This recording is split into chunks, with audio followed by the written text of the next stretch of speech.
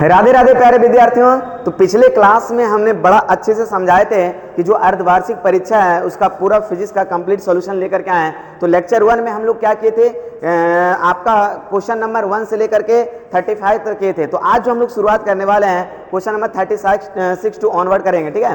तो आपका जो एग्जाम हुआ उसमें से उम्मीद करते हैं सब बच्चे बहुत आसान सवाल पूछा गया और इस आसान सवाल का पूरा सॉल्यूशन हम लोग लेकर के आए हैं, है ना। तो उम्मीद करते हैं सभी बच्चे जुड़ जाइए आप अपना खूबसूरत सा चैनल जिसका नाम है एक्सर्जी फिजिक्स। एक्सर्जी फिजिक्स से अगर आप जुड़ते हैं तो उससे कहीं ना कहीं मुझे मजबूती मिलती है और आप और हम मिल करके इस फिजिक्स को सीखते हैं और समझते हैं कि रियल में फिजिक्स होता है क्या है। देखिए आपने जब एग्जाम दिया कितना मजा आया होगा यार। जो भी मेरे क्लास में बच्चे ऑफलाइन पढ़ेंगे उसको बड़ा इंटरेस्टिंग है। सबने बोला था सर हम अगर 80 नंबर पूछा ना तो 80 ऑब्जेक्टिव में, है ना, 80 ऑब्जेक्टिव में लगभग हमको लग रहा है कि 76 ऑब्जेक्टिव मतलब अपने से मार रहे थे, कोई दिक्कत नहीं था, है ना। और उम्मीद करते हैं कि आप लोग भी इसी तरह से बनिए और बेहतर से प्रिपरेशन कीजिए, ठीक है। और चलिए स्टार्ट करते हैं आज का सेशन। तो आज का सेशन में सबसे पहले हम लोग लेकर के आए हैं, ठीक है, क्वेश्चन नंबर 36 टू ऑनवर्ड हम लोग करेंगे, आगे बढ़ते जाएंगे। चलो स्टार्ट करते हैं। तो सबसे पहला सवाल आज हम लोग स्टार्ट करने वाले हैं। तो पहला सवाल आपका है, यहां से हम लोग करेंगे। पहला सवाल आपका इस तरह से है ना। हाँ चलिए पहला सवाल आपका ये है, देखिए बड़ा इंटरेस्टिंग सा सवाल है। क्या दिया हुआ है कि विशिष्ट चालकता का मात्रक क्या होता है। तो पहले ये समझना पड़ेगा कि रियल में विशिष्ट चालकता होता क्या है। विशिष्ट चालकता के बारे में आपको समझ में आना चाहिए कि विशिष्ट चालकता रियल में होता क्या है। चलिए हम आपको समझाते हैं, है ना। कहता प्रतिरोधकता, ये जो प्रतिरोधकता है ना, जो प्रतिरोधकता कहते हैं, इसको विशिष्ट प्रतिरोध भी कहा जाता है। इस प्रतिरोधकता के व्युत्क्रम को विशिष्ट चालकता कहा जाता है। ये है प्रतिरोधकता के व्युत्क्रम यानी सिग्मा का मान होता है 1/ρ कहते हैं और इसी का नाम है विशिष्ट चालकता। और जब बात करते हैं विशिष्ट चालकता का तो देखो निकालते हैं, आपका फॉर्मूला था, सबसे पहले निकालते हैं R बराबर कितना, ρ इंटू का Ly ये होता है। आप इस बात को जानते हैं क्योंकि किसी भी चालक का प्रतिरोध उसके लंबाई पर, उसके अनुप्रस्थ काट के क्षेत्रफल पर निर्भर करता है और टेम्परेचर तो जानते ही है।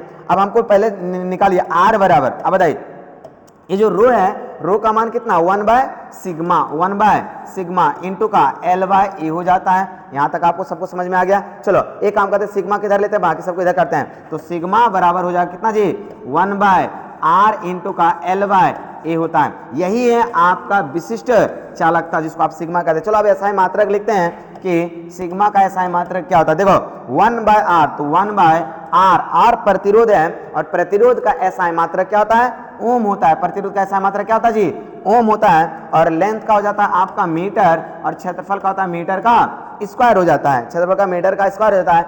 इस मीटर से मीटर कैंसिल आउट हो जाएगा तो सिग्मा बराबर हो जाएगा 1/, है ना, ओम और 1/मीटर और दोनों ऊपर में जाएगा तो सिग्मा का ऐसा मात्रक ओम पर -1 और मीटर पर -1 होगा। ये आपका सही जवाब होगा। तो देखिए ओम पर -1 और मीटर पर -1 कहाँ है, ओम पर -1 और मीटर पर -1 यानी आपका ऑप्शन नंबर सी सही जवाब है। उम्मीद करते हैं सभी बच्चों को अच्छे से समझ में आ गया होगा, है ना। ये पूछा विशिष्ट प्रतिरोधकता नहीं, विशिष्ट चालकता पूछा, इसलिए आपका ये कंडीशन हुआ। चलो मूव करते हैं अगले सवाल की तरफ। अगला सवाल बड़ा इंटरेस्टिंग सा सवाल ये है, दिया हुआ है ना। क्या दिया हुआ, पहले पढ़ते हैं सवाल को कि क्या बोलता है। क्या बोला कि बंद विद्युतीय परिपथ के किसी बिंदु पर मिलने वाले सभी धाराओं का बीजगणितीय योग। अब देखो सभी धाराओं के बीजगणितीय योग की अगर बात करते हैं किसी, है ना, कहता है बंद बिंदुतीय परिपथ के, अगर किसी बिंदु परिपथ के किसी एक बिंदु पर लेते हैं तो धारा का बीजगणितीय योग याद रखना केसीएल से निकलता है ना। अब केसीएल की जब बात करते हैं तो केसीएल क्या कहता है ना, incoming current is equal to क्या,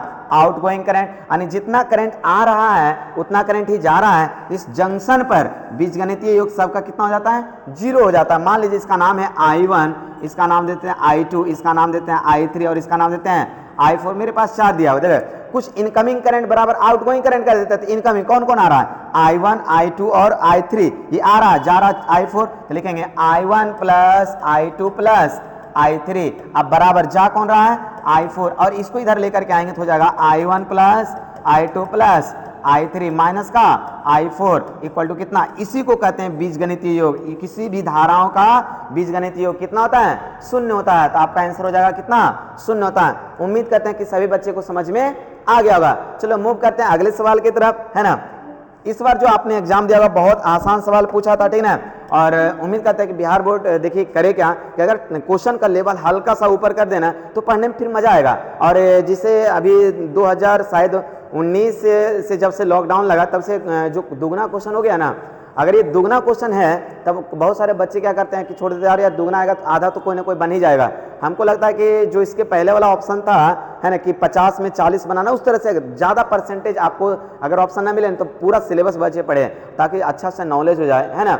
चलो लेकिन हम क्या कर सकते हैं, आपका बिहार बोर्ड आपके लिए आसान है ना, आपको तो मजा ही मजा है। चलो उम्मीद करते हैं मूव करते हैं नेक्स्ट सवाल की तरफ। अगला सवाल ये है, यदि विभव मापी के तार की लंबाई बढ़ा दी जाए तो संतुलन बिंदु प्राप्त होता है। विभव मापी में जो तार की लंबाई अगर बढ़ा देते हैं, है ना, तो ये जो होता है कहता है विभव मापी के तार की लंबाई बढ़ा दी जाए तो संतुलन में जो गैल्वेनोमीटर लगा रहता है जिसको आप जॉकी कहते हैं, है ना, जिसको आप जॉकी कहते हैं, अगर आप तार की लंबाई बढ़ाएंगे ना तो होगा क्या कि ये जो क्या कहता है विभव में बढ़ा दिया तो संतुलन बिंदु प्राप्त होगा। जब संतुलन बिंदु आता है जहां पर आकर के रुक जाता है, यह भी अधिक हो जाता है, ठीक है। लंबाई बढ़ने से भाई साहब संतुलित करेगा, बैलेंस करेगा, तो इसका मतलब ये थोड़ी ना कि संतुलित करना, तो इसका मतलब ये अगर बैलेंस करेगा, इसकी लंबाई को बढ़ा देंगे, मान लो यहाँ पे बैलेंस करा, अगर इसी की लंबाई को बढ़ा देंगे होता है क्या कि जो बैलेंस करेगा अधिकतम लंबाई पे जाकर के बैलेंस करेगा, ये न्यूनतम पर नहीं करेगा। लंबाई बढ़ जाएगा इसका मतलब जाकर के अधिकतम लंबाई पे जाकर क्या करेगा, बैलेंस करेगा। उम्मीद करते हैं कहता अधिक विभव मापी के तार की लंबाई बढ़ा दी जाए तो संतुलन बिंदु प्राप्त होगा, है ना। कम लंबाई पर नहीं होगा, कम लंबाई करेंगे तो बैलेंस नहीं कर पाएगा। लंबाई को क्या उसी लंबाई, हाँ तार की लंबाई बढ़ाने से इसी लंबाई पे नहीं होगा, क्योंकि तार की लंबाई आपने बढ़ा दिया तो अधिकतम लंबाई पर जाकर के क्या होता है, बैलेंस होता है। तो उम्मीद करते हैं कि आपको समझ में आ गया कि ऑप्शन नंबर इसका 20 सही होगा, है ना। अगर ज्यादा आपको चाहिए कि इसमें और डीपली नॉलेज चाहिए तो आपको पोटेंशियोमीटर हम आपको अच्छा से ऑफलाइन की क्लास में समझाएंगे पोटेंशियोमीटर क्या होता है, कैसे वर्क करता है, उसका वर्किंग प्रिंसिपल जब पढ़ेंगे ना तो आपको एग्जैक्ट समझ में आ जाएगा। अभी तत्काल ऑब्जेक्टिव के लिए इतना याद रखें कि तार की लंबाई बढ़ाने से, है ना, वो जब संतुलन अवस्था में आता है तो उसकी अधिकतम लंबाई पर आता है, ठीक है ना, लंबाई अधिकतम पर आता है। चलो मूव करते हैं अगले सवाल की तरफ। अगला सवाल आपका दिया हुआ ये बड़ा इंटरेस्टिंग सा सवाल है। क्या दिया, आर त्रिज्या और एन फेरों वाली किसी वृत्ताकार कुंडली, आर त्रिज्या है ना, एक कुंडली है, मान लो ये कुंडली है आपका, है ना, और ये जो कुंडली है इसमें त्रिज्या कितना है आपका, आर त्रिज्या दे दिया और यहाँ पे फेरों की संख्या एन दिया। वृत्ताकार कुंडली जिसमें आई धारा प्रवाहित होती है, इसमें जो धारा प्रवाहित हो रही है, कितना प्रवाहित हो रही है, आई धारा प्रवाहित हो रही है, तो उसके केंद्र पर चुंबकीय क्षेत्र का मान क्या होगा। यहाँ पे अगर चुंबकीय क्षेत्र निकालते हैं तो जो केंद्र पर चुंबकीय क्षेत्र का मान आता है वो फॉर्मूला आता है म्यू नॉट इंटू का एन इंटू का आई और डिवाइडेड बाय कितना 2 इंटू का आर होता है, जहां आर एक प्रकार का त्रिज्या चाहे डिस्टेंस मान लेते हैं। अब मेरी बात ध्यान समझो, क्यों आर ये छोटा दिया था हम लिख दिए, तो ये होता है आपका, है ना, कि केंद्र पर यानी सेंटर पर मैग्नेटिक फील्ड ये होता है। तब कहता है कि चुंबकीय क्षेत्र समानुपाती होता है। तो बताइए चुंबकीय क्षेत्र समानुपाती किसका हो जाएगा, म्यू नॉट तो कांस्टेंट है, एन का हो जाएगा। चुंबकीय क्षेत्र समानुपाती किसका हो जाएगा जी, आई का हो जाएगा। फिर चुंबकीय क्षेत्र समानुपाती किसका हो जाएगा, 1/r, 2 तो कांस्टेंट है तो 1/r, ये सब का समानुपाती। ऐसे कह सकते हैं 1/r समानुपाती बोले, अगर r कहेंगे तो r भी समानुपाती हो जाएगा, तो चुंबकीय क्षेत्र समानुपाती n का भी होगा, i का भी होगा और 1/r का भी समानुपाती होगा। अब ऑप्शन को मिलाइए कि चुंबकीय क्षेत्र समानुपाती किसका होता है, बताइए i इंटू आर का, i इंटू आर का नहीं 1/r का होता है, ठीक है, n इंटू आर का, n इंटू आर का ये भी नहीं होगा, है ना, i इंटू 1/r का, i इंटू 1/r का, यानी ऑप्शन नंबर आपका कौन सा होगा, सी इज द करेक्ट आंसर होगा, क्योंकि i और 1/r का क्या होता है, समानुपाती होता है। उम्मीद करते हैं कि सभी बच्चों को ये वाला सवाल अच्छे समझ में आ गया। अगर आप इसका डेरिवेशन करेंगे तो आराम से निकल जाएगा, b equal to mu naught N I divided by 2r। चलिए मूव करते हैं अगले सवाल की तरफ। अगला सवाल आपका दिया हुआ ये है ना, क्या सवाल है, थोड़ा सा पढ़ लेते हैं, बड़ा इंटरेस्टिंग सवाल है। चुंबकशीलता की बीमा क्या होती है, चुंबकशीलता की बीमा देखिए कैसे निकलता है। चुंबकशीलता किसको कहते हैं, जिसका आप नाम म्यू नॉट जानते, देखिए आराम से, हालांकि इसको 1-2 बार निकाले, लेकिन मेरी बात को फिर समझिए, चुंबकशीलता किसको कहते हैं। देखिए अगर आप क्या बोलते हैं बायो सर्वेट्स के नियम से चलते हैं ना, तो बायो सर्वेट्स के नियम से आपका जो फॉर्मूला आता है ये होता है dv बराबर कितना, म्यू नॉट डिवाइडेड बाय कितना 4 पाई आई इंटू का dl इंटू का sine theta divided by R का स्क्वायर, ये होता है। आप इस बात को समझिए, और यही जो आपका म्यू नॉट है यही आपका क्या है, चुंबकशीलता। इसी का आपको क्या लिखना है, डायमेंशन लिखना है, करना कुछ नहीं है, इसको निकाल करके रख दीजिए तो हो जाएगा कितना, म्यू नॉट इक्वल टू, देखिए ये कांस्टेंट को हटा दीजिए यहाँ से, और इसको, इसका कोई बीमा होगा नहीं, इसको हटा देते हैं, तो म्यू नॉट, अब म्यू नॉट बराबर ए b इंटू का आर स्क्वायर, तो लिखेंगे b, ये इधर जाके गुना होगा तो हो जाएगा आर का स्क्वायर, इसको यहीं रहने दीजिए, और डिवाइडेड बाय कितना i, और इंटू का कितना हो जाएगा dl को l लिख देते हैं ताकि आपको दें। ये लंबाई, ये भी दूरी है, ये लंबाई है आपका, है ना, और i करंट है। चलो यहाँ तक आ गया। अब b की बात है, तब b का मान को आपको निकालना पड़ेगा। तो देखिए यहाँ से इसको मान लीजिए क्वेश्चन नंबर फर्स्ट। अब आप बताइए, है ना, चुंबकीय बल F बराबर कितना होता है ना, b i, नहीं एक काम करते हैं, क्यू भी बी कॉस थीटा, क्यू भी बी, है ना, कॉस इसको रहने दीजिए, बाकी क्यू भी बी, है ना, साइन थीटा होता है, सॉरी क्यू भी बी साइन थीटा, तो क्यू भी बी सबका मान आप जानते हैं यहाँ पे रख सकते हैं, है ना। अब यहाँ से एक चीज और होता है कि यहाँ से आप एक और मान लिखते हैं, क्योंकि चुंबकीय बल का ये फॉर्मूला आता है, तो आप क्या करेंगे, चुंबकीय बल का मान यहाँ पे उठा करके रख देंगे। तो बताइए यहाँ से b का मान अगर निकालना चाहते हैं तो b का मान f divided by Q B, f divided by Q into का v होता है, और ये मान उठा करके समीकरण 1 में रख देते हैं। तो बताइए चुंबकशीलता म्यू नॉट बराबर b इंटू का R square divided by i into का l, तो b का मान आप रखेंगे f बाई क्यू भी, यहाँ रख देंगे f divided by Q into का v, हम सबका लिख देते हैं, ठीक ना, r का स्क्वायर, तो यहाँ पे लिख देते हैं कितना, r का स्क्वायर, आगे बढ़ते जाओ, है ना, r का स्क्वायर हो गया i इंटू का l, नीचे में लिख देंगे i इंटू का l। यहाँ तक सबको समझ में आ गया है। चलो अब यहाँ से फटाफट करते हैं, बताइए बल, तो ये काम करते हैं, बल का आप डायरेक्ट बीमा लिखना कोशिश करते हैं, जो कटेगा फिर काट देंगे फटाफट, ठीक है।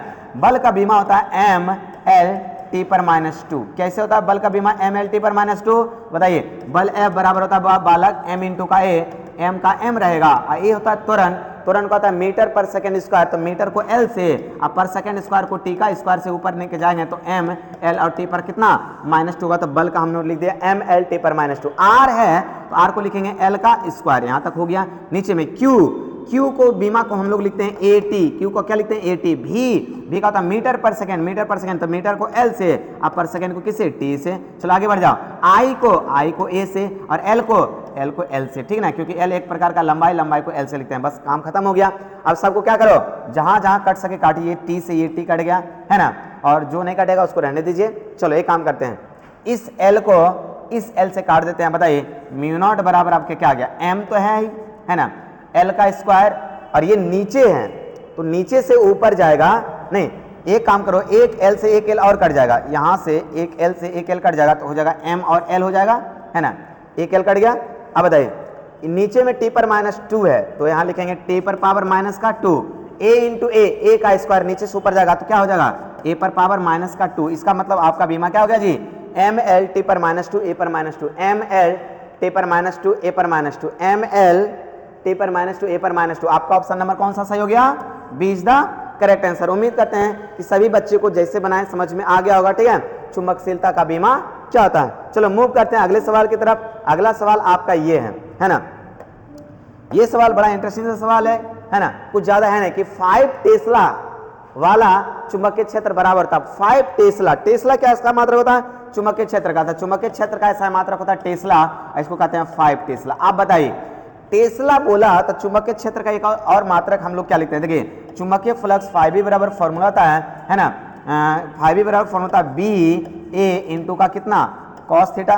चुंबकीय फ्लक्स बराबर होता है चुंबकीय क्षेत्र इंटू का क्रॉस सेक्शन एरिया जिससे वो पास होता है, और कॉस थीटा एंगल। इसका तो कोई होता नहीं ऐसा मात्रक। चलो इसका मतलब होता है क्या, बी का ऐसा मात्रक लिखना चाहते हैं तो बी बराबर कितना होगा जी, फाई डिवाइडेड बाई ए। ये तो हम लोग चुंबकीय क्षेत्र को दर्शाने के लिए बताओ। फ्लक्स फाई का ऐसा मात्रक होता है बेबर, क्या होता है बेबर, और क्षेत्रफल का होता है मीटर का स्क्वायर। इसका मतलब जो चुंबकीय क्षेत्र का एक और ऐसा मात्रक होता है वेबर पर मीटर स्क्वायर। इसका मतलब कुछ नहीं करना है, ये 5 तो रहने दीजिए, जहां टेस्ला, और इसी को हम लोग टेस्ला भी कहते हैं, इसी को क्या कहते हैं टेस्ला। तो टेस्ला के जगह पे क्या लिखें सब वेबर पर मीटर स्क्वायर, तब वेबर पर मीटर स्क्वायर, तो टेस्ला के जगह पे आप लिखेंगे वेबर पर मीटर का स्क्वायर। इसका मतलब 5 टेस्ला बराबर जो चुंबकीय क्षेत्र है किसके बराबर हो जाएगा जी, 5 इंटू का वेबर पर मीटर का स्क्वायर, 5 इंटू का वेबर पर मीटर का स्क्वायर, यानी आपका option number A is the correct answer. उम्मीद करते हैं सभी बच्चों को अच्छा मजा आ रहा होगा, ठीक है, और अच्छे से आप समझ रहे होंगे क्या हो रहा है, ठीक है। चलो मूव करते हैं अगले सवाल की तरफ। अगला सवाल आपका दिया हुआ ये है, देखिए क्या दिया हुआ है,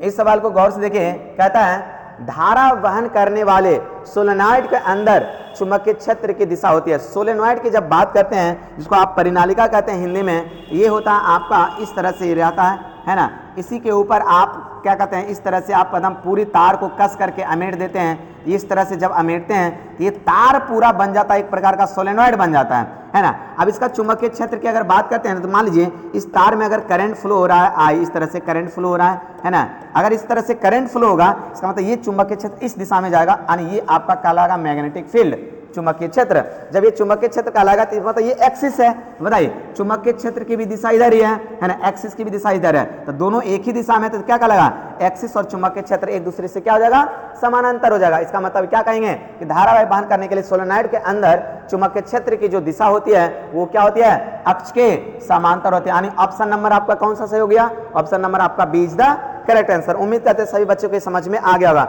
चलो मूव करते हैं अगले सवाल की तरफ। अगला सवाल आपका दिया हुआ ये है, हाँ ये सवाल है, आखिरी सवाल के अंदर क्या दिया हुआ, क्या था, एक समान चुंबकीय क्षेत्र में, एक समान चुंबकीय क्षेत्र है, मान लीजिए यह एक प्रकार का चुंबकीय क्षेत्र है ना, यह आपका है क्या, मैग्नेटिक फील्ड है, चुंबकीय क्षेत्र है। एक समान चुंबकीय क्षेत्र में एक चलती हुई आवेशित कण, अब अगर एक आवेशित कण चल रही है ना, कोई भी आवेशित कण है, इसका आवेश मान लेते हैं Q है ना, आवेशित कण अनुभव करती है, मेरी बात को ध्यान समझिए, कहता है जब एक समान चुंबकीय क्षेत्र होता है तो एक समान चुंबकीय क्षेत्र में चलती हुई आवेशित कण अनुभव करती है। जानते हैं अगर ये चुंबकीय क्या कहते हैं, ये आवेशित कण है तो हो सकता है कि धनात्मक आवेश हो या तो ऋणात्मक आवेश हो, और ऐसी कंडीशन में क्या देखा जाता है, हेलो हाँ बोलिए, अभी तो वहीं से आया है, नहीं अभी तुरंत आया हूं वापस, जाओ रूम खोल दो और जहां जहां जो लगाना लगा देना, रूम चल जाओ और जो लगाना है ना वो लगाएगा, थी आएगा मिस्त्री, ठीक है चलिए चलिए। सॉरी बालक, हाँ तो मान लीजिए एक आवेशित कण है और ये मतलब एक प्रकार का मैग्नेटिक फील्ड है जिसका चुंबकीय क्षेत्र कहते हैं, तो जैसे ही रखेंगे ना तो होगा क्या, ये चार्ज पार्टिकल है, चार्ज पार्टिकल मैग्नेटिक के अंदर जाता है, तो मैग्नेटिक के अंदर अगर चार्ज पार्टिकल मूव करता है तो याद रखिएगा इसके गति के साथ साथ है ना, गति के साथ साथ दिशा में भी परिवर्तन होता है, क्योंकि जो चार्ज पार्टिकल है अट्रैक्शन रिपल्सन के कारण इसकी मतलब गति करेगा, और गति जब होगा मोशन में आएगा, इसका मतलब होता क्या, ऐसे भी मैग्नेटिक फील्ड में क्या उत्पन्न होता है, मैग्नेटिक फील्ड में चार्ज पार्टिकल मोशन में रहता है। अब मोशन में जब रहता है तो एक बात बताया गया, इसकी गति यानी जो वेलोसिटी है इसमें भी परिवर्तन होता है। अच्छा वेलोसिटी में परिवर्तन होता है इसका मतलब इसका दिशा में भी परिवर्तन होता है, हो सकता है कहीं रिपल्सन जाना चाहिए सीधा, लेकिन कहीं रिपल्सन होने के कारण इधर उधर मुड़ सकता है। इसका मतलब कहा जाता है कि जब किसी भी चार्ज पार्टिकल को अगर किसी भी मैग्नेटिक फील्ड में रख देते हैं ना तो उसमें गति में भी परिवर्तन होता है और दिशा में भी परिवर्तन, यानी दोनों में परिवर्तन होता है। ए और बी दोनों सही है, इसका मतलब आपका ऑप्शन नंबर क्या होगा, सी इज द करेक्ट आंसर। उम्मीद करते हैं सभी बच्चे को समझ में आ गया। चलो मूव करो अगले सवाल की तरफ। अगला सवाल आपका ये दिया हुआ है, बड़ा इंटरेस्टिंग सा सवाल दिया हुआ है, क्या है मेरी बात को समझिए। क्या बोला, बायो सर्वट का नियम का उपयोग किसके द्वारा किया जाता है। तो बायो सर्वट का नियम कैसे होता है कि मान लीजिए एक धारा एलिमेंट लेते हैं, इस तरह से करंट एलिमेंट लेते हैं, और करंट एलिमेंट से मान लीजिए यहाँ से r दूरी पर इस पॉइंट P पर आपको निकालना मैग्नेटिक फील्ड, और यहाँ से दूरी कितना लेते हैं, r लेते हैं। अब बताइए एंगल टेंजेंट से ले लेते हैं थीटा, अगर यहाँ पे निकालना पड़ता है तो मैग्नेटिक फील्ड क्या होता है, b डायरेक्ट ही होता है, मैग्नेटिक फील्ड प्रोपोर्शनल टू है ना, सबके बारे में लिखते हैं, ठीक है ना, डिस्टेंस सब कुछ लिखते हैं। तो यहाँ पे लिखने के बाद करंट, इसमें करंट एलिमेंट पास हो रहा है जिसका करंट का नाम I है, मैग्नेटिक फील्ड प्रोपोर्शनल होता है किसका, साइन थीटा का, मैग्नेटिक फील्ड प्रोपोर्शनल होता है करंट एलिमेंट का जो लंबाई है dl का है ना, और उसके बाद मैग्नेटिक फील्ड प्रोपोर्शनल कितना होता है 1/, कितना r स्क्वायर, और ये सब को इकट्ठा करेंगे तब जाकर के क्या बन जाता है, बायो सर्वट। तो ये कहा जाता है कि जो बायो सर्वट का नियम है उपयोग किसके लिए किया जाता है, धारा एलिमेंट के लिए किया जाता है, ताकि धारा किसी भी करंट एलिमेंट हो, कोई भी वायर हो और उसमें I धारा प्रवाहित हो रही है, जिसके आसपास कितना मैग्नेटिक फील्ड क्रिएट होता है उसके अमाउंट को बताता है कि कितना मैग्नेटिक फील्ड क्रिएट होता है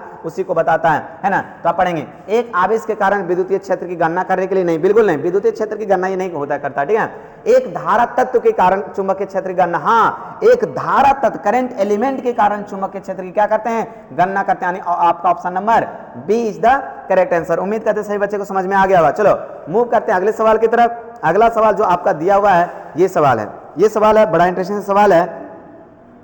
सब बच्चे पहले इस सवाल को समझिए, क्या कहता है, दो समांतर तथा एक ही दिशा में गतिमान धारावाही चालकों के बीच एकांक लंबाई पर लगने वाला बल का मान क्या होता है। इस बात को समझिए। कहता है मेरे पास दो धारावाही चालक हैं, और दो समांतर है तथा एक ही दिशा में गतिमान करे धारा, अगर इलेक्ट्रिक करंट मान लो इस दिशा में जा रहे, इसका भी इसी दिशा में जा रहा, तो मेरी बात ध्यान समझिए, अगर इसी दिशा में जा रहा है दोनों के बीच की दूरी कुछ ना कुछ होगी, मान लेते दोनों के बीच की दूरी कितना है, जी है। अब मेरी बात ध्यान समझ, अगर है ना हम लोग चलते हैं कि अगर विद्युत धारा की दिशा है तो मैग्नेटिक फील्ड अगर ऐसे करेंगे तो विद्युत धारा ही है तो मैग्नेटिक फील्ड इसके अंदर साइड में आएगा, और अंदर साइड को क्या लिखेंगे, क्रॉस लिखेंगे, पहले समझिए, है ना। और ये भी आएगा, ऐसे आएंगे इसके अंदर, ऐसे आएंगे तो इधर से क्रॉस होगा, तो ऐसे करके इधर से जब निकलेगा तो ऐसे करके ऐसे निकलेगा, तो इधर से क्या हो जाएगा, डॉट हो जाएगा, है ना। अब ये डॉट होगा। अब बताइए एक डॉट है और एक क्रॉस है, तो जब एक डॉट और एक विपरीत है, इसका मतलब यह एक दूसरे को क्या करेगा, आकर्षित करेगा, यानी एक प्रकार का बल लगेगा जो आकर्षण बल होगा, है ना। और यह बल जो बराबर होता है F बराबर कितना था जी, म्यू नॉट, है ना, mu naught I1 I2, mu naught I1 I2 divided by कितना, 2 पाई इंटू का d होता है, 2 पाई इंटू का d होता है, ये बल का फॉर्मूला था। अगर दो धारावाही समांतर हो और दोनों की दिशा एक दूसरे के विपरीत समान दिशा में दोनों के बीच की दूरी d है, तो mu naught I1 I2 divided bye 2 pi into का d होता है, ये फॉर्मूला होता है, ये फॉर्मूला होता है। इसका मतलब क्या करेंगे, F बराबर, बताइए म्यू नॉट का मान कितना आता, तो म्यू नॉट के मान को हम लोग समझते हैं कि म्यू नॉट का मान कितना आता है, म्यू नॉट का मान कितना आता है जी, 4 पाई इंटू 10⁻⁻⁷, है ना, ये म्यू नॉट का मान होता है ना। और I1 I2 का मान दिया हुआ नहीं, बस दे दिया कि I1 I2 को I1 I2 ही रहने दीजिए, तो यहाँ ले देते हैं I1 I2 को I1 I2 ही रहने दीजिए, डिवाइडेड बाय कितना, 2 पाई, तो 2 पाई लिखेंगे। और d का मान कहाँ दिया, दो समांतर एक ही दिशा में गतिमान धारा चालकों के बीच एकांक लंबाई, इसका मतलब d का मान कितना दे दिया जी, 1 मीटर, तो d का मान आपको कितना लेना है, 1 ले लेना है। अब इस तरह से आपका कैलकुलेशन आ जाएगा, इसका मतलब आप देखिए क्या हो जाएगा, पाई से पाई गया, 2 2 जा 4 हो गया, यानी जो बल का मान आ जाएगा F बराबर, बताइए क्या बचेगा, 2 इंटू 10⁻⁻⁷, तो 10⁻⁻⁷, 2 तो है ही नहीं, तो 10⁻⁻⁷, अब कितना हो जाएगा जी, 2 इधर आएगा, 2 अंदर की तरफ आएगा, तो 2 I1 I2 ये हो जाएगा। और एकांक लंबाई बोला, जब एकांक लंबाई बोला तो फिर मुझे लगता है ये एकांक तो दिया ही नहीं, अगर मान लो d देते हैं चाहे r देते हैं बालक, तो यहाँ पे r होगा, ठीक है, क्योंकि r यहाँ पे एकांक लंबाई बोल करके नहीं दिया, ठीक है। अगर r या चाहे d देते हैं, देखो अगर r देते हैं तो नीचे में क्या हो जाएगा आपका, r हो जाएगा, ठीक है, क्योंकि एकांक लंबाई बोल करके लंबाई का मान 1 देना चाहिए, लेकिन दिया नहीं, कोई बात नहीं, ठीक है, तो ये हो जाता r। तो इसका मतलब आपका जो सही आंसर हो जाएगा कितना, 10⁻⁻⁷ 2 I1 I2 divided by r, 10⁻⁷ 2 I1 I2 divided by r, यानी आपका option number C is the correct answer. उम्मीद करते हैं कि सभी बच्चे को ये समझ में आ गया होगा। चलो मूव करते हैं अगले सवाल की तरफ। अगला सवाल आपका ये दिया हुआ, ठीक है, ये सवाल क्या है, क्या बोला कि समान दिशा में समान वेग से गतिमान इलेक्ट्रॉन पुंज की प्रकृति होती है। हम बराबर इस बात को बोलते हैं, और पिछले क्लास के एक वीडियो में समझाए थे कि मान लो मेरे पास कोई भी समान वेग से समान गतिमान इलेक्ट्रॉन है, मान लो एक कोई इलेक्ट्रॉन है यहाँ पे मान लेते हैं, है ना। अगर मान लीजिए इलेक्ट्रॉन है, समान दिशा में समान वेग से गतिमान इलेक्ट्रॉन की किरण पुंज होती है। अगर इलेक्ट्रॉन इधर समान दिशा में समान वेग से गति कर रहा है, तो जब इलेक्ट्रॉन है तो दो एक दूसरे को रिपल्सन करने के कारण एक दूसरे से दूर जाने का कोशिश करेगा, और जब एक दूसरे से एक बिंदु से निकलता हुआ नजर आएगा, तो जब निकलता हुआ नजर आता है, इसको हम लोग क्या कहते हैं जी, क्यों इलेक्ट्रॉन निकलता हुआ नजर आएगा, क्योंकि दोनों रिपल्सन है, नेगेटिव चार्ज, जब दो नेगेटिव चार्ज रहेगा तो एक दूसरे को रिपेल करेगा, समझ जाने का कोशिश करेगा सीधा, लेकिन ये दोनों को रिपेल करने के कारण ये एक दूसरे से दूर जाने का प्रयास करेगा, जिसके कारण ऐसी को कहते हैं डाइवर्जिंग। क्या कहते हैं, डाइवर्जिंग। डाइवर्जिंग को हिंदी में क्या कहते हैं आप, अपसारी कहते हैं। क्या कहते हैं, अपसारी कहते हैं। इसका मतलब समान दिशा में समान वेग से गतिमान इलेक्ट्रॉन की पुंज की प्रकृति होती है, क्या होती है जी, अपसारी होती है। क्या होती है, अपसारी। उम्मीद करते हैं कि सभी बच्चे को समझ में आ गया होगा। चलो मूव करते हैं अगले सवाल की तरफ। अगला सवाल आपका दिया हुआ है, बड़ा इंटरेस्टिंग सवाल, क्या है देखते हैं, है ना। धारा घनत्व का मात्रक क्या होता है, बताइए। धारा घनत्व क्या कहते हैं, है ना। धारा घनत्व क्या होता है जी, I/A, है ना। किसी चालक के प्रति एकांक क्षेत्रफल से प्रवाहित होने वाला धारा, किसी चालक के प्रति एकांक क्षेत्रफल से प्रवाहित होने वाले धारा को क्या कहते हैं, धारा घनत्व कहते हैं। और ये एक प्रकार की सदिश राशि होती है। इसका मतलब धारा घनत्व का फॉर्मूला ये थे कि धारा घनत्व का मात्रक पूछा, बताइए। धारा का ऐसा मात्रक क्या, एम्पियर, और क्षेत्रफल का कितना होता है जी मीटर का स्क्वायर, तो हो जाएगा एम्पियर प्रति मीटर का स्क्वायर, है ना, एम्पियर प्रति मीटर का स्क्वायर। यानी ऑप्शन नंबर आपका क्या हो जाएगा, सी इज द करेक्ट आंसर। ठीक है, आपका सी आंसर होगा, एम्पियर नहीं होगा, कूलम नहीं होगा, वोल्ट पर मीटर नहीं होगा, एम्पियर प्रति मीटर का स्क्वायर होगा। उम्मीद करते हैं सभी बच्चे को समझ में आ गया। चलो मूव करते हैं अगले सवाल की तरफ। अगला सवाल जो दिया हुआ है बड़ा इंटरेस्टिंग सवाल दिया हुआ है। जब किसी एमीटर को शंट किया जाता है तो इसकी माप सीमा क्या होती है। मेरी बात ध्यान समझिए, अगर मान लीजिए कोई भी एमीटर है, मान लीजिए मेरे पास एक एमीटर है और एमीटर किसी भी करंट को मापता है, जो इसमें करंट जाता है, अगर इसको शंट कर देते हैं तो मान लो शंट करने के समय क्या देखते हैं, यहाँ पे एक प्रतिरोध होता है जिसका नाम हम लोग आर प्रतिरोध देते हैं, चलो आर शंट देते हैं RSH, और यहाँ पे प्रतिरोध मान लो आर है, एमीटर का मान लेते हैं RA। अब बताओ कि पहले धारा आई मेजरमेंट कर रहा था, अब मेरी बात है, जैसे ही अगर मान लेते हैं कि इसको अब मेजरमेंट करना है तो होगा क्या कि कुल धारा मान लो यहाँ से आई प्रवाहित हो रही है और उसमें से यहाँ धारा जा रही थी IA, है ना, तो I और IA दोनों बराबर था। लेकिन अब क्या होगा कि कुछ धारा इस तरह से शंट करेंगे तो होगा क्या कि दोनों अगर समांतर क्रम में जुड़ा हुआ है तो समांतर क्रम में होता क्या, फॉर्मूला मान लो R टोटल निकालते हैं, RT बराबर तो हो जाएगा 1/RA प्लस 1/RSH होगा, और यहाँ से समांतर क्रम में निकालेंगे तो RT का जो फॉर्मूला होता है क्या हो जाता है जी, RA इंटू का RSH divided by RA plus का RSH। तो होगा क्या, शंट करने से अगर ये अकेला प्रतिरोध रहता तो R का मान ज्यादा रहता, लेकिन जैसे ही शंट करेंगे तो आपको शंट करने से प्रतिरोध का मान घट जाता है, और जब प्रतिरोध का मान घट जाता है तो याद रखिएगा प्रतिरोध का मान घटने से धारा का मान बढ़ जाएगा, है ना, प्रतिरोध का मान घटने से धारा का मान बढ़ेगा। जैसे ही धारा का मान बढ़ेगा तो कह सकते हैं शंट करने के बाद ये जो मेजरमेंट धारा का मान होगा इसकी मान क्या है, इसकी माप सीमा क्या हो जाती है, बढ़ जाती है, माप सीमा क्या हो जाती है, बढ़ जाती है। तो आप ऑप्शन नंबर A को मारेंगे, इसकी माप सीमा किस तरह से बढ़ जाती है, शंट करने के बाद प्रतिरोध का मान घटेगा, क्योंकि एमीटर धारा कौन मापता है जी, तो शंट जैसी की है तो प्रतिरोध का मान कमा, अब प्रतिरोध का मान कमा, इसका धारा का मान क्या करेगा, बढ़ती, इसकी माप सीमा बढ़ जाती है। ठीक है ना, मतलब जो मेजरमेंट की जो लिमिट होता है। चलो मूव करते हैं अगले सवाल की तरफ। अगला सवाल आपका ये दिया हुआ है, कौन सा सवाल है, मेरी बात ध्यान से समझिए। क्या बोलता है, कहता है एक आवेशित कण एक समान चुंबकीय क्षेत्र B में भी वेग से वृत्ताकार पथ पर चल रही है ना। एक आवेशित कण है एक समान चुंबकीय क्षेत्र B में, चलो मान लेते हैं एक समान चुंबकीय क्षेत्र B हो गया इस तरह से, है ना, ये है आपका एक समान चुंबकीय क्षेत्र है, ये है आपका एक समान, इसमें एक आवेशित कोई कण है ना, जो ये वृत्ताकार क्या कर रहा है, घूम रहा है, चलो एक वृत्ताकार घूम रहा है यहाँ पे, है ना, ये कितने वेग से घूम रहा है जी, भी वेग से वृत्ताकार पथ पर चल रहा है। यदि आवेशित कण का वेग को दुगना कर दिया जाए और चुंबकीय क्षेत्र की शक्ति को आधी कर दी जाए तो त्रिज्या क्या होगी, इसका मतलब जब वृत्ताकार पथ पर घूमेगा और ये जो m द्रव्यमान का कण है ना, ये त्रिज्या r है, तो ये वृत्ताकार पथ पर घूमेगा तो यहाँ पे एक प्रकार का चुंबकीय बल लगेगा, और चुंबकीय बल का फॉर्मूला था, मैग्नेटिक फोर्स का फॉर्मूला है F बराबर Q इंटू का V इंटू का B, अब क्रॉस करेंगे तो साइन थीटा आ जाता है, तो लिख देते क्यू भी साइन 90, ऐसे भी 90 रहता है, क्योंकि ध्यान समझो क्यू भी साइन थीटा होता है ना बालक, तो मेरी बात ध्यान समझो, थीटा क्या था, V और B के बीच का कौन, V ऊपर की ओर जा रहा है और B अंदर की ओर, क्रॉस दिए ना, ये चुंबकीय क्षेत्र है आपका क्रॉस, तो क्रॉस अंदर की ओर है, एक ऊपर की ओर,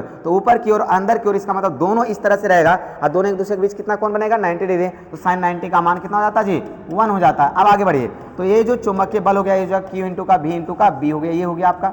और दूसरा क्या है, अगर ये वृत्ताकार पथ पर घूमता है तो कहीं ना कहीं यहाँ पे, है ना, अभी केंद्रीय बल लगेगा जिसका नाम है सेंट्रीपिटल फोर्स, इसका मतलब FC बराबर कितना होता है जी, mv² डिवाइडेड बाय r, और ये एक दूसरे को क्या करता है, बैलेंस करता है, जैसे बैलेंस करेगा तो F बराबर कितना हो जाएगा, FC के बराबर हो जाएगा। अब इसका मतलब हमको क्या करना है, F का मान कितना है, F का मान है QVB, तो यहाँ पे लिखेंगे QVB बराबर FC का मान कितना, mv² डिवाइडेड बाय r, तो क्या लिखेंगे, mv² डिवाइडेड बाय r, ये देखिए एक v से v कट गया, हमको r का मान निकालना, तो r बराबर यहाँ पे आ जाएगा, है कितना आ जाएगा, mv divided by q into का b हो जाएगा mv, ये निकल गया आपकी त्रिज्या का मान। अब क्वेश्चन क्या बोलता है, देखिए यहाँ वहां तक हो गया, r का मान निकल गया, अब क्वेश्चन क्या बोला, r का मान हो गया आपका mv डिवाइडेड बाय qb। अब क्वेश्चन क्या बोला, यदि आवेशित कण का वेग को दुगना कर देते हैं, है ना, तो नया त्रिज्या जो निकलेगा, आवेशित कण का वेग को दुगना कर दे, मास वही रहेगा, वेग को दुगना कर दे तो v के जगह पे कितना हो जाएगा, 2v हो जाएगा बटे, है ना, और चुंबकीय क्षेत्र की शक्ति को आधी, चुंबकीय क्षेत्र को आधा कर दें तो q को रहने दो और चुंबकीय क्षेत्र को क्या कर दो, आधा कर दो, भाग के उल्टा गुना करेंगे तो r डैश का मान हो जाएगा mv बाई qb, लिखेंगे mv बाय q इंटू का b। अब होगा क्या, दो ऊपर जाएगा तो दो दूनी कितना 4 हो जाएगा। इसी का मान आपका दिया हुआ है R, है ना, इसका मतलब R डैश का जो मान आ जाएगा 4 टाइम्स ऑफ R आ जाएगा, यानी 4 गुना हो जाएगा। कितना गुना हो जाएगा जी? 4 गुनी हो जाएगी, यानी आपका ऑप्शन नंबर बी आपका सही जवाब है। उम्मीद करते हैं सभी बच्चों को ये समझ में आ गया होगा। चलो मूव करते हैं अगले सवाल की तरफ। अगला सवाल ये है, बड़ा इंटरेस्टिंग सा सवाल है ना। क्या सवाल है? कहता है क्या? लेंज का नियम का संबंध है। देखिए लेंज का नियम में होता है E बराबर, है ना, माइनस का N D phi by D T, है ना। जो EMF होता है जिसको बोलते हैं इलेक्ट्रोमोटिव फोर्स, E बराबर माइनस का N D phi by D T होता है। एन क्या है? एन नंबर ऑफ टर्न है, फाई क्या है? चुंबकीय फ्लक्स कहते हैं जो लिंक करता जा करके। तो लेंज का नियम ये होता है E बराबर माइनस का N D phi by D T. अब कहता है E, जहां E आया, E को हम लोग बोलते हैं EMF। EMF मतलब EMF इलेक्ट्रोमोटिव फोर्स, और इसको वोल्टेज भी कहते हैं, है ना, वोल्टेज कहते हैं। और जब बात वोल्टेज का आता है तो V बराबर फॉर्मूला आता है W बाय क्यू। बात जैसी वोल्टेज का आया तो मेरे दिमाग में V बराबर W बाय क्यू आता है, और इसी से निकलता है W, यानी कार्य। और कार्य को हम ऊर्जा के रूप में बोलते हैं। कार्य को किसके रूप में बोलते हैं जी? ऊर्जा के रूप में बोलते हैं। इसका मतलब कह सकते हैं कि जो लेंज का नियम है, निकालते निकालते जब आया तो पता चला कि ऊर्जा को संरक्षित रखता है। किसको रखता है जी? है ना, ऊर्जा को संरक्षित रखता है। तो लेंज का नियम का संबंध किससे है? आवेश संरक्षण से नहीं है। अगर विद्युत धारा आता तब होता, लेकिन द्रव्यमान से कोई अति नहीं है, संवेग से कुछ नहीं है, तो आप क्या कहेंगे? ऊर्जा के संरक्षण के सिद्धांत से काम करता है। इसका मतलब आपका लेंज का नियम का संबंध ऊर्जा के संरक्षण सिद्धांत से आता है। इस तरह से हमने आपको बना करके दिया, ठीक है। उम्मीद करते हैं कि 50 का option number C is the correct answer. Move करते हैं अगले सवाल की तरफ। अगला सवाल आपका ये दिया हुआ है, कहता है विद्युत चुंबकीय बनाने के लिए सबसे उचित धातु क्या होता है? विद्युत चुंबकीय अगर आपको बनाना है तो जो हम समझाए थे क्लास में कि विद्युत चुंबकीय बनाने के लिए जानते हैं क्या करता है? मैग्नेटाइजिंग फील्ड के अंदर आपको, है ना, एक पदार्थ को रख दिया जाता है, और वो पदार्थ कैसा होना चाहिए? लौह पदार्थ होना चाहिए। और लौह कैसा? पूरा नरम लोहे टाइप का होना चाहिए, है ना, नरम, एकदम पूरा नरम, जिसको कहते हैं एकदम सॉफ्ट होना चाहिए। और वो मैग्नेट, उसमें मैग्नेट का प्रॉपर्टी उसके अंदर क्या आता है? आ जाता है, यानी वो फिर मैग्नेट की तरह बिहेव करने लगता है। इसका मतलब आप कह सकते हैं कि विद्युत चुंबकीय बनाने के लिए सबसे उचित धातु क्या है? देखिए तो सबसे उचित धातु कौन सा जी? नरम लोहा होता है। सबसे उचित धातु आपका कौन सा है? नरम लोहा का उपयोग करेंगे। और जैसे नरम लोहा यानी सॉफ्ट आयरन को जब रखेंगे ना तो मैग्नेटाइजिंग हो जाता है, और उसके अंदर मैग्नेटिक प्रॉपर्टीज आ जाता है, और वह एक प्रकार का मैग्नेट की तरह बिहेव करने लगता है, ठीक है। और यह एक प्रकार का अस्थायी चुंबक है। अस्थायी का मतलब, है ना, ये आप कह सकते हैं कि अस्थायी का मतलब परमानेंट नहीं है, ठीक है। परमानेंट का था कि वो अपना मैग्नेटाइजिंग गुण, यानी जो चुंबक का गुण आ गया वो खोता नहीं है, लेकिन ऐसा नहीं है। जैसे आप जिसे बना दिए, आप फिर जानते हैं परिपथ से अगर करंट को हटा देंगे तो धीरे धीरे अपना गुण क्या करता है? खो देता है। इसका मतलब ये होता है एक प्रकार का अस्थायी। तो विद्युत चुंबक बनाने के लिए उचित धातु का उपयोग किया जाता है? नरम लोहा किया जाता है। चलो उम्मीद करते हैं सभी बच्चे को समझ में आएगा। मूव करिए अगले सवाल की तरफ। अगला सवाल आपका ये दिया हुआ है। ये जितने भी सवाल हैं आपके बोर्ड एग्जाम में आया हुआ सवाल है, जो अर्धवार्षिक का परीक्षा हुआ था, है ना। अब इसमें जितना आसान सवाल पूछा ना बालक, हम मतलब बता नहीं सकते, इतना आसान सवाल नहीं पूछना चाहिए। हमको लगता है कुछ और लेवल उठाना चाहिए, कुछ न्यूमेरिकल्स का पार्ट एंट्री करना चाहिए, ताकि आपको बनाने में क्या आता? मजा आता है। लेकिन क्या कर सकते हैं, बहुत आसान, खाली ऐसा मात्रा की सब छोटा छोटा चीज भरा है ना। लेकिन कोई बात नहीं, इसी चीजों को, लेकिन इसमें कॉन्सेप्ट सब में दिया है, तो आप उसी कॉन्सेप्ट को पकड़िए, आपका फाइनल एग्जाम में बहुत बेहतरीन चला जाएगा, ठीक है ना। चलो मूव करते हैं अगले सवाल की तरफ। अगला सवाल क्या दिया हुआ है? किसी चालक में अपवाही वेग समानुपाती होता है। बताइए, ये बार बार बात समझाते हैं कि VD किसके समानुपाती होता है जी? तो विद्युत क्षेत्र के। VD किसके समानुपाती होता है? विद्युत क्षेत्र के। इस फॉर्म ये बार बार, और इसका अगर पूरा डेरिवेशन में जाना है तो आप कुछ नहीं कीजिए, है ना। कोई चालक रहेगा, फटाफट चालक रहेगा। अब इसमें बहुत सारा इलेक्ट्रॉन रहता है, और इलेक्ट्रॉन अगर एक यहाँ से जिसे अप्लाई करते हैं, बैटरी अप्लाई करते हैं, तो होगा क्या? यहाँ ऋण आवेश हो जाता है, और यहाँ क्या होता है? धन आवेश। तो होता कि इलेक्ट्रॉन, जब जो इसके अंदर इलेक्ट्रॉन रहता है, ये एक तरफ सब इधर आ जाता है, और इस सभी इलेक्ट्रॉन का जो औसत वेग होता है, उसी वेग का नाम क्या है? अपवाही वेग कहलाता है, या संवहन वेग कहलाता है, या अपवहन वेग कहलाता है। और इसी इलेक्ट्रॉन का औसत वेग को कहते हैं। और जब फॉर्मूला लेकर के आते हैं तो VD जो होता है ना, NI इस तरह से आता है, NIE सब के रूप में आ जाता है। इसका मतलब हम सीधे विद्युत क्षेत्र की बात किया तो VD सीधे प्रोपोर्शनल किसका हो जाता है? E का। इसको ड्राइव किए हैं आप, विद्युत धारा का लेक्चर नंबर किसी में हम देखेंगे 1 2 3 4, किसी में देखेंगे, इसको बहुत अच्छा से ड्राइव करके हम आपको लाख भी दिए थे, ठीक है। उम्मीद करते हैं कि डायरेक्ट, क्योंकि अभी बहुत कम समय रहता है और मुझे ज्यादा क्वेश्चन करना है, इसलिए अभी ज्यादा ड्राइव करना। बस याद रखेगा कि विद्युत क्षेत्र के क्या आता है? समानुपाती, यानी ऑप्शन नंबर ए सही होगा। मूव करिए अगले। किसी पदार्थ का प्रतिरोधकता निर्भर करती है। बताइए, किसी पदार्थ, कोई अगर पदार्थ है जिसकी प्रतिरोधकता निर्भर करती है, तापमान पर सीधी सी बात रखेगा, जो ये प्रतिरोधकता होती है बालक, यानी रो टी बराबर होता है रो 0 इंटू 1 प्लस का अल्फा इंटू का डेल्टा टी। याद रखिएगा प्रतिरोधकता की, जब प्रतिरोध नहीं, अगर प्रतिरोधकता की बात करते हैं तो प्रतिरोधकता किस पे डिपेंड करता है जी, है ना, निर्भर करता है तापमान पर, डेल्टा टी पर निर्भर करता है ना। तो आप कह सकते हैं कि जो प्रतिरोधकता निर्भर करता है डेल्टा टी पर, और इसमें बताए थे कि चालक अर्धचालक में, है ना, तापमान बढ़ाने से उसका प्रतिरोध का मान कैसे बढ़ता है घटता है, सब समझाए थे, ठीक है। लेकिन याद रखिएगा किसी भी पदार्थ की प्रतिरोधकता निर्भर करती है तो आप कह सकते हैं कि टेम्परेचर पर, ठीक है। तो टेम्परेचर पर याद आएगा, इसका आंसर हो जाएगा क्या, पदार्थ के तापमान पर। उम्मीद करते हैं सभी बच्चे को समझ में आ गया होगा। चलो मूव करते हैं अगले सवाल की तरफ। अगला सवाल ये है, क्या सवाल दिया हुआ देखते हैं, है ना। क्या बोला कि 5 ओम के प्रतिरोध को 10 वोल्ट बैटरी से जोड़ा जाता है ना। प्रतिरोध कितना दे दिया जी, 5 ओम प्रतिरोध। ध्यान समझिए, ये 5 ओम का प्रतिरोध है, R बराबर 5 ओम दे दिया है। इसको 10 वोल्ट के बैटरी से क्या कर दिया गया, जोड़ दिया गया, 10 वोल्ट के बैटरी से जोड़ दिया गया। अब क्या पूछा, तो प्रतिरोध में शक्ति का क्षय क्या होगा, नहीं हीट ऊर्जा क्या होगा, आपको निकालना शक्ति का क्षय। बताइए शक्ति का क्षय, शक्ति क्षय क्या होगा, यानी पावर निकालना है। तो पावर P बराबर होता है कितना, V² डिवाइडेड बाय कितना, R होता है। ये फॉर्मूला तो आप जान भी करते हैं, पावर P बराबर V²। 3 को फॉर्मूला बताते हैं, एक होता है P बराबर V² बाय R, एक होता है P बराबर कितना I² इंटू का R, एक होता है P बराबर कितना V इंटू का I। लेकिन यहाँ पे आपका R और V दिया, तो R और V इसमें दिया हुआ, यानी ये वाला फॉर्मूला आपका लग जाएगा। तो पावर P बराबर V का मान कितना है 10, तो क्या लिखेंगे 10 का स्क्वायर डिवाइडेड बाय R का मान कितना है 5 लिखेंगे 5, 10 का स्क्वायर कितना 100 डिवाइडेड बाय 5, एक कट करेगा तो कितना हो जाएगा जी 20 हो जाएगा, यानी पावर का मान 20 वाट आ जाएगा। आपका ऑप्शन को मिलाइए, यानी 20 वाट आपका सही जवाब है। आपका ऑप्शन कितना, सी इज द करेक्ट आंसर। उम्मीद करते हैं कि सभी बच्चों को ये समझ में आ गया होगा। चलो मूव करते हैं अगले सवाल की तरफ। अगला सवाल आपका ये दिया हुआ है, 100 प्रेरकत्व का मात्रक है, 100 प्रेरकत्व का मात्रक है। तो 100 प्रेरकत्व, अब देखो 100 प्रेरकत्व किसको कहते हैं, है ना, सेल्फ इंडक्टेंस। सेल्फ इंडक्टेंस जिसको आप L से डिनोट करते हैं, सेल्फ इंडक्टेंस जिसको आप किससे कहते हैं, L से। अगर इसकी सिंबल की बात करें तो इस तरह से हम लोग बनाते हैं, इसी का नाम है क्या, 100 प्रेरकत्व। और जब L की बात आती है तो L का जो SI मात्रक होता है आप बताते हैं, ये डिपेंड करता है N जो है ना प्रोपोर्शनल होता है किसका जी, विद्युत धारा का। जितना ज्यादा करंट रहेगा उतना ही ज्यादा फ्लक्स क्रिएट होगा। और यहीं से आते हैं कि N अगर ये हटाते तो बराबर यही देते L इंटू का I। तो L की बात करते हैं तो L बराबर कितना हो जाते हैं N डिवाइडेड बाय I, तो जगह N डिवाइडेड बाय I होता है। N नंबर ऑफ टर्न, इसका कुछ नहीं था।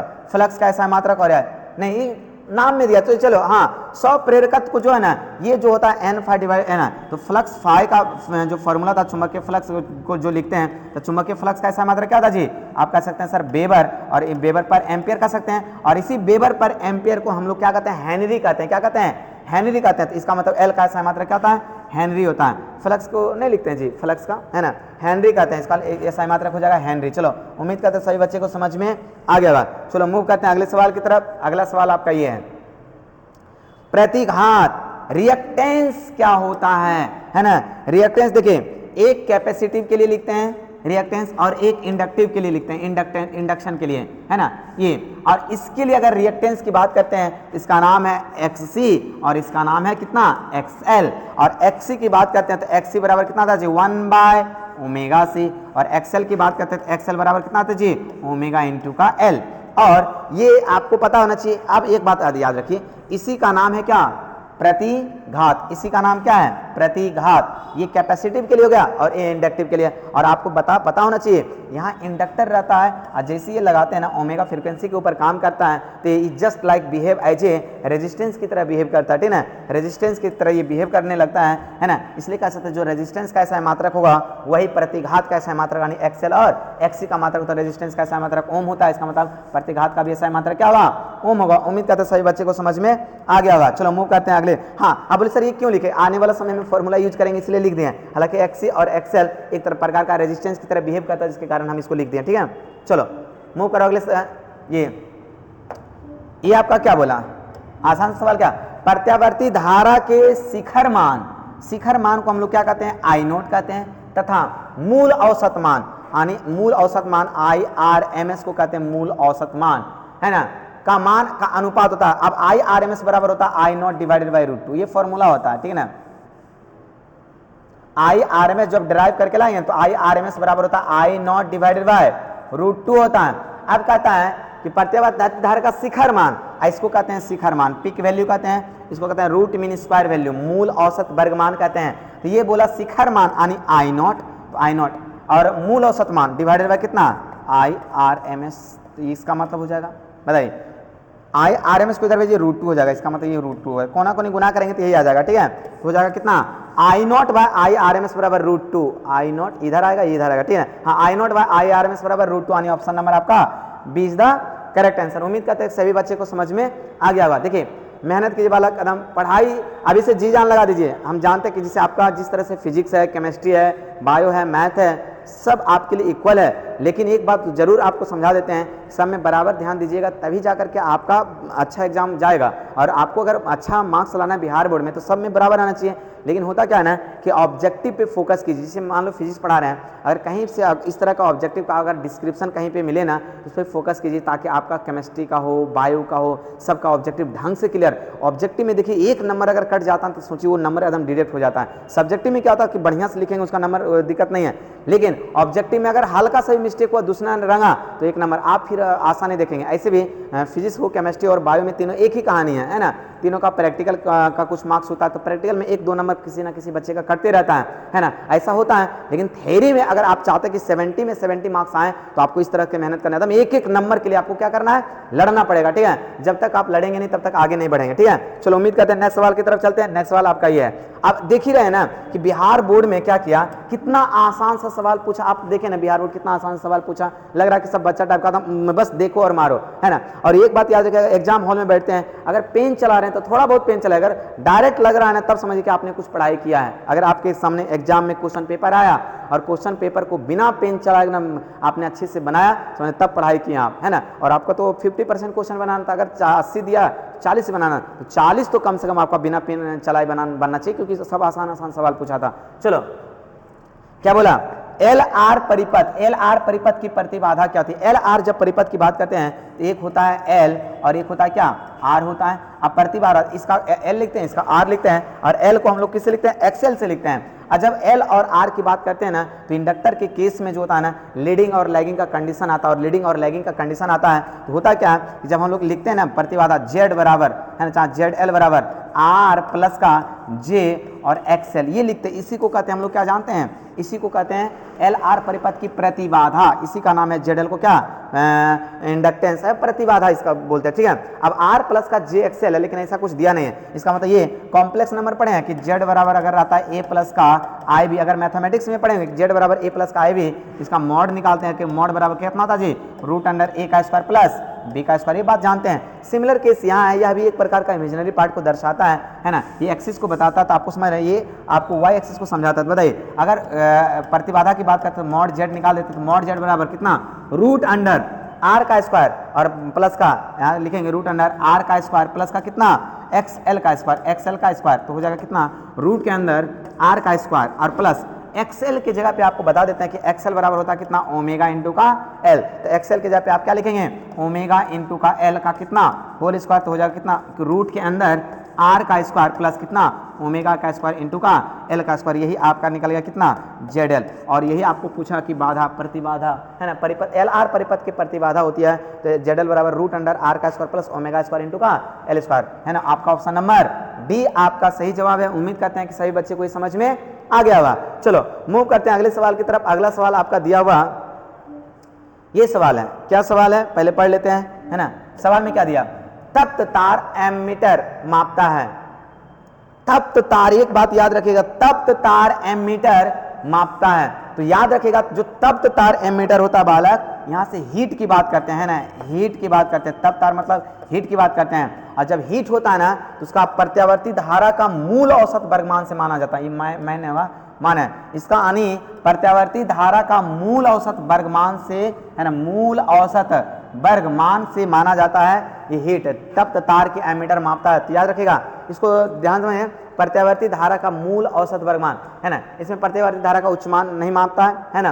प्रत्यावर्ती धारा का औसत मान नहीं, प्रत्यावर्ती धारा का मूल औसत वर्गमान से मानता है, IRMS को माना जाता है, IRMS को मापा जाता है, ठीक है। इसका मतलब ये आप याद रखिएगा, प्रत्यावर्ती धारा का मूल औसत वर्गमान से मापा जाता है, ठीक है। चलो मूव करते हैं अगले सवाल की तरफ। ये सब ऑब्जेक्टिव सवाल बहुत आसान से पूछा है, हालांकि क्लास में इसको अच्छे से डिस्क्राइब करके बोलेंगे। चले, अब क्या बोला, इस सवाल क्या बोला है जी, ऊंचाई ट्रांसफार्मर से प्राप्त होता है। अब देखो ट्रांसफार्मर दो प्रकार के होता है, एक होता है स्टेप अप ट्रांसफार्मर, एक स्टेप डाउन ट्रांसफार्मर। अगर बात करते हैं स्टेप अप क्या करता है, वोल्टेज को बढ़ा देता है ना, पावर कांस्टेंट रहना चाहिए, फ्रीक्वेंसी कांस्टेंट रहना चाहिए। जबकि स्टेप डाउन ट्रांसफार्मर क्या करता है, वोल्टेज को घटा देता है। अब वोल्टेज को घटा देता है, फिर पावर बराबर रहना चाहिए, फ्रीक्वेंसी बराबर रहना चाहिए। इसका मतलब स्टेप अप वोल्टेज को बढ़ाता है, जबकि स्टेप डाउन वोल्टेज को घटाता है। और जो स्टेप अप करते हैं तो वोल्टेज बढ़ता है, तो उसी समय पावर कांस्टेंट होने के लिए करंट का मान क्या होता है, घटता है। वोल्टेज को बढ़ाने से करंट का मान घटेगा, तभी पावर जाकर के क्या होगा, कांस्टेंट होगा। तो जो ट्रांसफार्मर है ये आपका ऊंचाई ट्रांसफार्मर है, इसका मतलब ये स्टेप अप ट्रांसफार्मर है।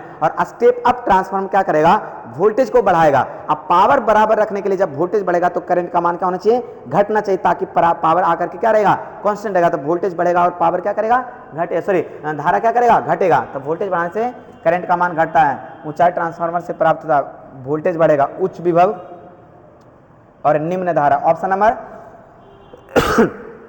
ए आपका सही आंसर है, ऑप्शन नंबर ए आपका बिल्कुल सही आंसर है कि हाई स्टेप अप। अब देखिए आपका मूव करते हैं अगले सवाल की तरफ। बड़ा इंटरेस्टिंग ये सब सवाल था, जितने भी सवाल आपने पढ़ा होगा सब का सब सवाल बड़ी मजेदार सवाल है, नहीं ना। और सब जब बिहार बोर्ड में आप देखेंगे क्वेश्चन बड़ा अलग लगा होगा, यार ये सब क्वेश्चन बहुत आसान है, ठीक है। और जो बच्चा मेरे यहाँ जो एक सर जी फिजिक्स टेस्ट सीरीज जो चल रहा है, तो टेस्ट सीरीज में जो बच्चे ज्वाइन करें उसको बड़ा मजा आएगा, क्योंकि लगभग सवाल आपको टेस्ट सीरीज के सवाल में है, मतलब जो पेपर देते हैं उसमें से है ना, चाहे सब्जेक्टिव रहे चाहे ऑब्जेक्टिव। हम आपको आपके जानकारी के अनुसार बता दें कि मेरे जो पेपर आया ना इस बार बिहार बोर्ड में अर्धवार्षिक में, तो उसमें जितने भी सब्जेक्टिव सवाल थे, सभी सब्जेक्टिव सवाल आप गौर से मिलाएगा तो मेरे कहीं ना कहीं टेस्ट पेपर में है, और वो अच्छे से हम असाइनमेंट में भी दिए बनाने के लिए कि देखो ये सब सवाल आते हैं, ठीक ना। तो असाइनमेंट में और टेस्ट पेपर में, हम नोट्स की बात नहीं करें, नोट्स में तो पूरा सिलेबस रहता है, लेकिन जो क्वेश्चन को सिलेक्शन, जो शॉर्ट क्वेश्चन सिलेक्शन देते हैं, क्वेश्चन सिलेक्शन में ये सब देखेंगे, सभी सवाल आपका मिल गया होगा, ठीक है। और उम्मीद करते हैं कि जो भी बच्चा एग्जाम देगा बड़ा मजा आया होगा, एग्जाम में कोई प्रकार की दिक्कत नहीं होगी। आज के लिए बस आप देखते हैं, आगे अगले सवाल देखते हैं, ठीक ना। अगला सवाल ये है आपका, हाँ सॉरी, ये आपका आज का लेक्चर यहीं तक रहने देते हैं, ठीक है। अब अगला लेक्चर अगले दिन देखते हैं। अब 20 सवाल अब आपके पास और बचा है, तो 20 सवाल के लिए एक लेक्चर और बना देंगे, तो आनी आपका 3 लेक्चर में कंप्लीट हो। पहले लेक्चर में हम 1 से 35 तक लिए थे, दूसरा लेक्चर में 36 से लेकर के 60 तक, और थर्ड लेक्चर में लिख लेंगे 61 से लेकर के 80 तक हम पूरा क्लियर कर लेंगे। और हो सके तो सब्जेक्टिव का भी डिस्क्रिप्शन करेंगे, बढ़िया से करेंगे। उम्मीद करते हैं सभी बच्चे अच्छे से इस वीडियो को देखेंगे। और ये जो जितना भी वीडियो हम आपको बना रहे हैं, आप अपने दोस्तों के पास शेयर कीजिए, है ना, ताकि हमें भी बढ़ने का एक मौका मिले, हमें भी समझ में आता है यार इतना मेहनत कर रहे हैं, तो आप लोग भी थोड़ा सा बस कोऑर्डिनेट कीजिए, बाकी तो आप साथ दे ही रहे हैं, ठीक है। थोड़ा सा शेयर करते रहिए ताकि हमको भी अच्छा लगे, ठीक है। आज के लिए इतना ही, थैंक यू।